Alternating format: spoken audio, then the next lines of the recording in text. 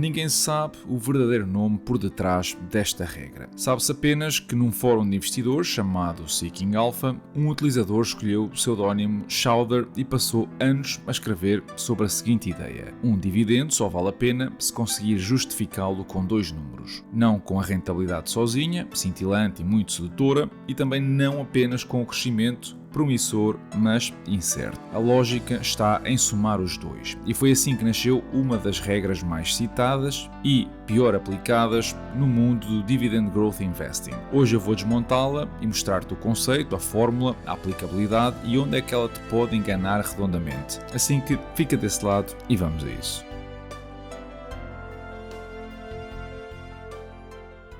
A ideia central da Chowder Rule cabe numa linha apenas. Pegas no yield ou rentabilidade atual de uma ação, o dividendo anual a dividir pelo preço, e somas-lhe a taxa de crescimento composta do dividendo nos últimos 5 anos. O resultado chama-se número de Chowder e é ele que decide se a ação passa ou não no teste. E repara na lógica por detrás deste método. Uma ação que paga um dividendo relativamente baixo hoje, mas o faz crescer depressa com o tempo, vai-te entregar um rendimento tão bom ou melhor do que uma ação que já paga muito, mas estagnou. Nós já vimos parte desta lógica no episódio sobre a pirâmide de crescimento dos dividendos. Ora, o número de Chowder tenta capturar esta equivalência num único número, aproximando-se de um retorno total esperado, o rendimento, mais o crescimento. Não é uma fórmula de valorização de ações, nem substitui uma análise fundamental, é sim um teste rápido para tu perceberes se uma tese de dividendo aguenta o peso do próprio otimismo.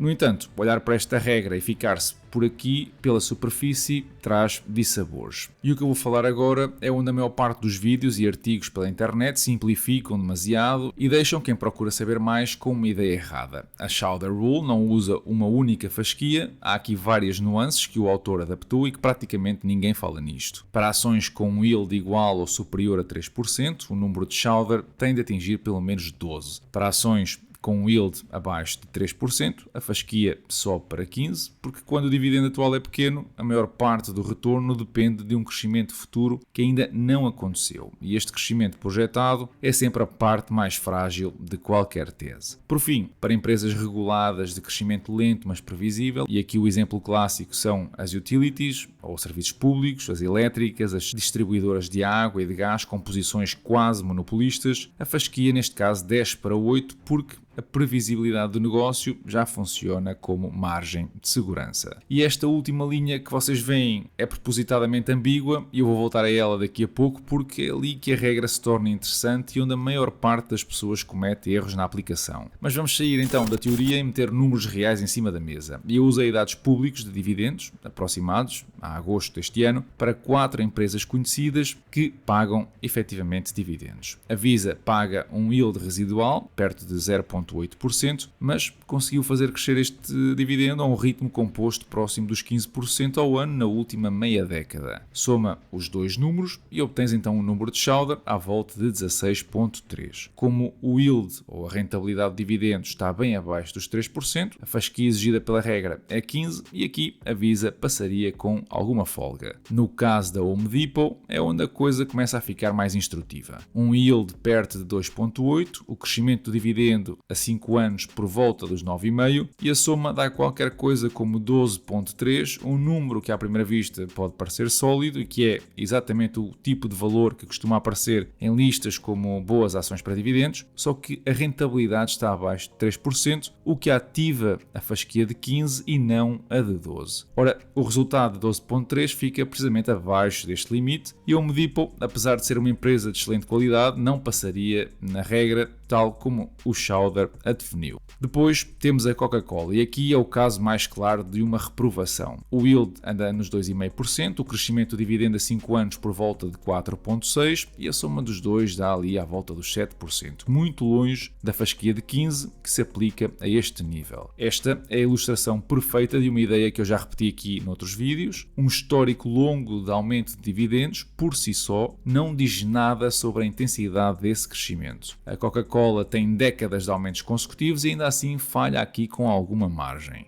Por fim, temos a Realty Income, e esta é mais interessante das 4 porque precisamente não tem uma resposta única. A rentabilidade anda à volta dos 5,2%, o crescimento do dividendo a 5 anos em 3,4%, o que daria um número de Schauder perto de 8,6%. Ora, se a tratarmos como uma ação de dividendos normais, com um yield acima de 3, a fasquia seria de 12 e aqui a empresa falharia ou seria reprovada. Se a tratarmos como um REIT de perfil defensivo, equiparável a uma utility pela previsibilidade dos contratos de arrendamento a longo prazo, a fasquia cai para os 8 e ela já passa então nesta regra. Não há aqui um consenso sobre qual das duas categorias se devia aplicar a REITs, a regra não especifica, depende essencialmente de quem está a fazer a análise. Este é um dos pontos em que eu queria tocar porque a regra também tem pontos fracos. O maior deles está escondido na própria definição. Usar uma taxa de crescimento de dividendo nos últimos 5 anos para tentar prever o futuro é arriscado. Porquê? Porque 5 anos de histórico contam histórias muito diferentes da realidade atual de uma empresa. Pensar numa empresa que veio, por exemplo, de um payout ratio muito baixo e decidiu num único ano dar um salto grande no dividendo para se aproximar da concorrência, este salto pontual infla artificialmente o crescimento dos 5 anos e empurra o número de Schauder lá para cima, o que faz com que a ação pareça mais atrativa do que realmente é em termos de crescimento sustentável daqui para a frente. O inverso também é verdade. Uma empresa que cortou o dividendo há 4 anos e desde então tem vindo a recuperá-lo devagar, pode mostrar um crescimento anualizado aparentemente forte, mas só porque está a comparar com uma base deprimida. E depois há aqui ainda um tema que a regra não analisa. Não olha, por exemplo, para o payout ratio, ou seja, não te diz se o dividendo está a comer a maior parte dos lucros ou do free cash flow de uma empresa. Não olha para a dívida, não olha para se o crescimento dos lucros está a acompanhar o crescimento do dividendo ou se a empresa está a esticar a corda ao distribuir mais do que consegue gerar de forma sustentável. Além disso, não faz qualquer juízo sobre a avaliação. Uma ação pode ter um número de Schauder excelente e ainda assim estar cara ao ponto do retorno potencial já estar todo refletido no preço. E é por isso que mesmo quem popularizou esta regra também costumava aconselhar que fosse usada por último, depois de já teres escolhido os negócios de qualidade e teres confiança na gestão, nunca usar a mesma como um primeiro filtro no universo de ações. Se investes a partir de Portugal em ações norte-americanas como estas 4 que eu mencionei, há aqui 2 camadas também de fiscalidade que deves considerar antes de qualquer número de Schauder fazer sentido na prática. A primeira é a retenção na fonte nos Estados Unidos, que ronda aos 15%, ao abrigo da Convenção para evitar a dupla tributação entre Portugal e os Estados Unidos, desde que preenchas o formulário W8BEN junto da corretora. A segunda é o IRS português, que tributa aos dividendos estrangeiros a uma taxa liberatória de 28%, com a alternativa de os englobares e sujeitá-los ao teu escalão de IRS, se isso te for mais vantajoso. Isto muda a leitura prática desta regra. Um número de Schauder de 16 numa ação como a Visa é um número bruto, calculado sobre o dividendo que distribui nos Estados Unidos. O que efetivamente chega à tua conta em Portugal, depois destas 2 camadas fiscais, é sempre inferior. Para quem persegue um rendimento mais imediato, esta talhada fiscal pesa mais nas ações de rentabilidade elevada, como a Realty Income, do que nas ações com um yield mais baixo e um crescimento mais elevado, como a Visa. Simplesmente porque há mais dividendo em euros a ser tributado ano após ano. É também por isto que a Schauder Rule encaixa melhor como uma ferramenta de seleção dentro de uma estratégia de crescimento de dividendos a longo prazo, a tal lógica que já explorei no episódio anterior, do que propriamente como critério para quem quer rendimento passivo imediatamente. Se o teu horizonte é longo e reinvestes os dividendos, o número de Schauder elevado, como o da Visa, comprime-se em anos de crescimento composto e a talhada fiscal de hoje pesa cada vez menos face ao dividendo futuro. Se precisas do rendimento já, então o número de Schauder por si só não te diz nada sobre o que realmente vai cair na tua conta, depois da autoridade tributária passar de lá com a tesoura. Para fechar o episódio, então, a Schauder Rule não é uma fórmula mágica e nunca foi pensada para ser assim. É um teste de coerência. Obriga-te a perguntar se o dividendo que uma ação paga ao dia de hoje, mais o ritmo que o tem feito crescer, chega para justificar teres essa ação na carteira em vez de uma alternativa. Usa depois de escolheres negócios de qualidade e nunca antes de o fazeres. E lembra-te sempre da pergunta que a Home Depot e a Coca-Cola nos obrigaram a fazer no episódio de hoje. Um número que parece bom à primeira vista, será que se aguenta quando aplicas a fasquia correta? Deixa-me saber na caixa de comentários. Semana algo negativa para os índices americanos, com o S&P 500 a perder quase 1,5%. Aliás,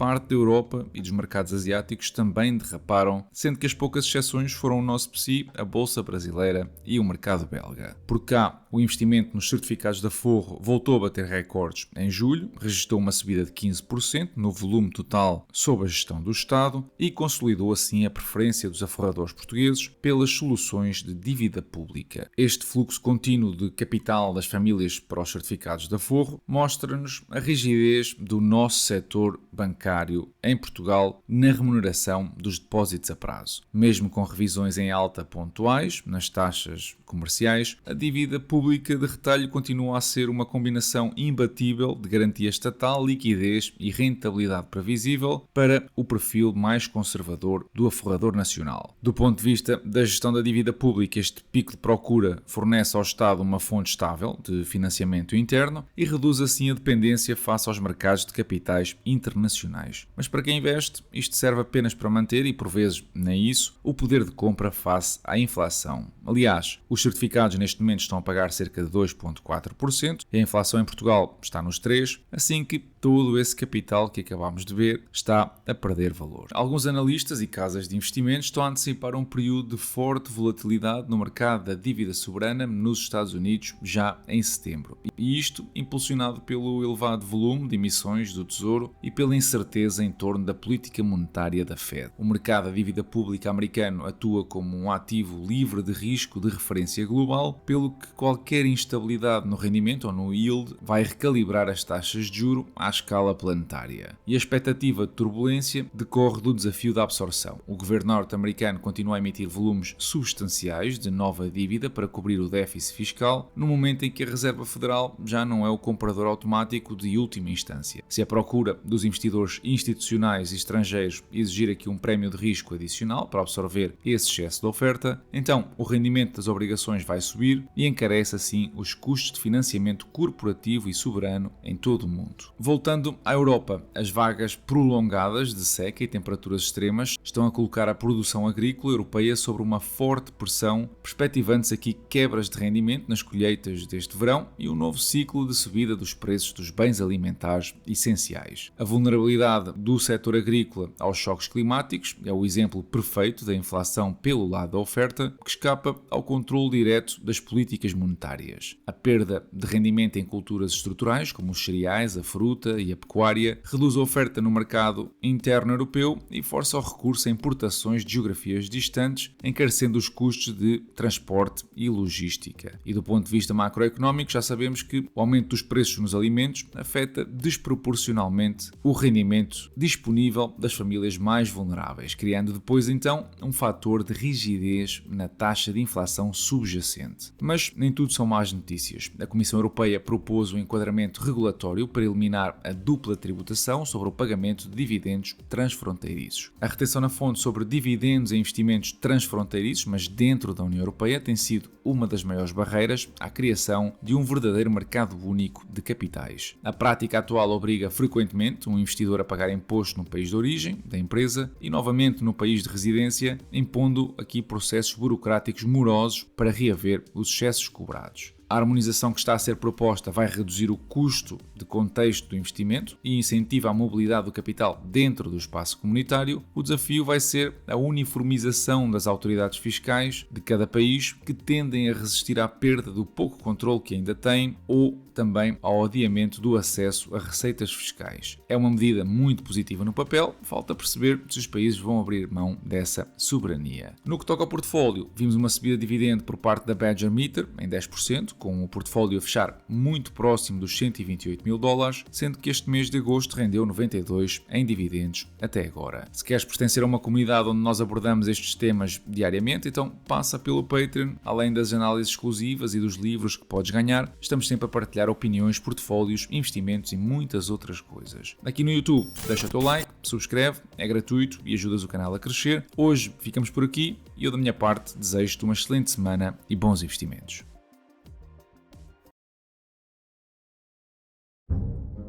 Have you seen something like this before, the situation? About 5 years ago, the Russians invaded Ukraine. 20 years ago, the second Gulf War, the first Gulf War, 9/11. Yeah, this happens regularly within our industry.